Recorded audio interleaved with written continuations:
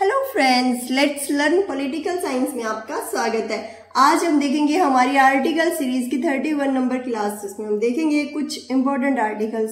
सो देखते हैं article number 210। इसमें क्या लिखा है कि विधानमंडल में प्रयोग की जाने वाली भाषा।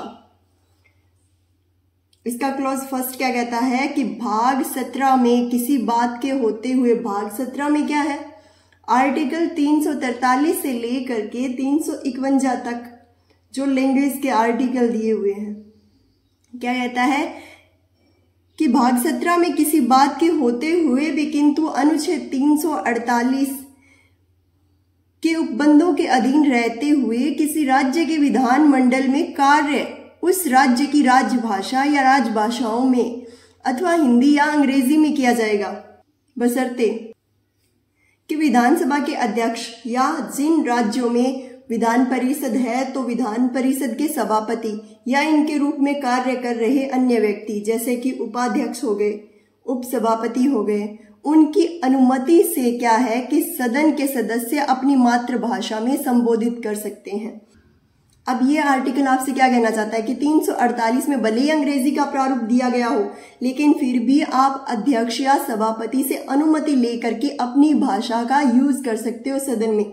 सदन को संबोधित करने के लिए, सदन में कोई भाषण देने के लिए आप अपनी मातृभाषा का यूज कर सकते हो।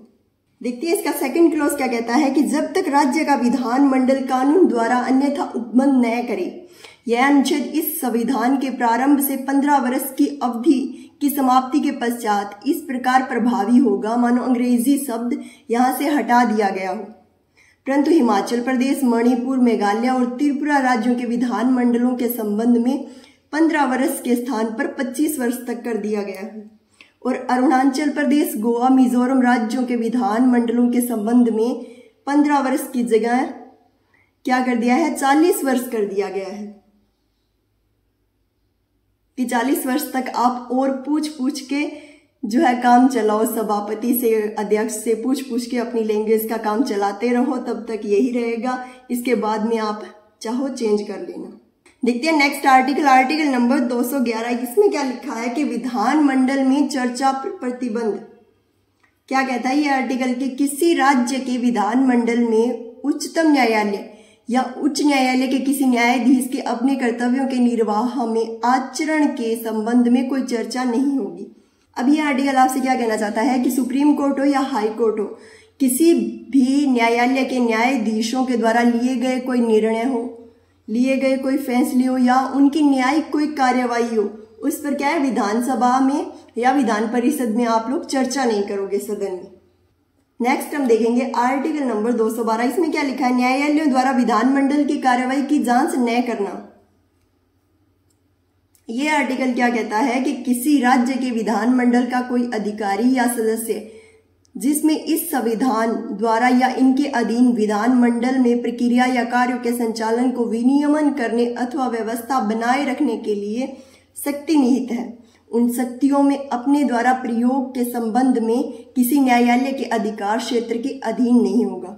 अब ये आर्टिकल कहना चाहता है कि विधानसभा में या विधान परिषद में कोई भी चर्चा हो, न्यायालय के न्यायाधीश जो है उसमें दखल अंदाजी नहीं करेंगे, किसी की कार्यवाही पर जांच नहीं करेंगे कि किसने सदन में क्या बोला। तो ये आर्टिकल हो गया उल्टा 211 के। 211 में लिखा था कि विधानसभा के और विधान परिषद के सदस्य जो है न्यायालय के न्यायाधीशों पर चर्चा नहीं करेंगे, और इधर लिखा है कि न्यायालय विधानमंडल की कार्यवाही की जांच नहीं करेगा या कार्यवाही में कोई दखल अंदाजी नहीं करेगा। तो ये आर्टिकल ही सिद्ध करते हैं कि हमारे भारत की न्यायपालिका और विधानपालिका जो है पृथक है, स्वतंत्र है। नेक्स्ट हम देखेंगे आर्टिकल नंबर 213। इसमें क्या लिखा है, विधानमंडल के अवकाश के दौरान अध्यादेश जारी करने की राज्यपाल की शक्ति। अब हमने एक आर्टिकल पढ़ा था, आर्टिकल नंबर 123, आप लोगों को याद होगा कि उसमें दिया है राष्ट्रपति के अध्यादेश जारी करने की शक्ति, और 213 में दिया है राज्यपाल की अध्यादेश जारी करने की शक्ति। राष्ट्रपति के अध्यादेश जारी करने की शक्ति और राज्यपाल के अध्यादेश जारी करने की शक्ति में थोड़ा सा अंतर है कि जब राज्यपाल अध्यादेश जारी करता है तो राष्ट्रपति की अनुमति से जारी करता है,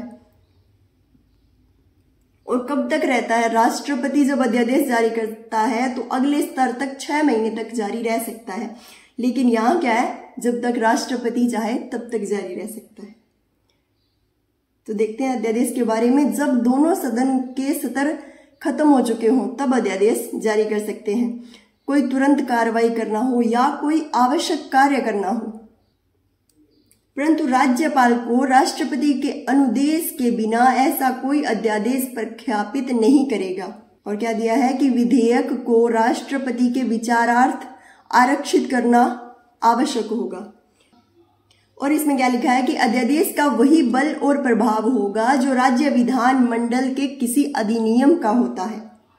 और जब सत्र शुरू हो जाए तब 6 सप्ताह की अवधि के अंदर अंदर उस पर चर्चा हो करके अगर वो स्वीकार नहीं किया जाता तो 6 सप्ताह में उसको खत्म कर दिया जाएगा। ये थे हमारी आज के कुछ आर्टिकल्स। आई होप वीडियो आपको अच्छी लगी होगी। अगर वीडियो आपको अच्छी लगी है तो लाइक शेयर सब्सक्राइब जरूर करें। मिलते हैं नेक्स्ट वीडियो में। Thanks for watching.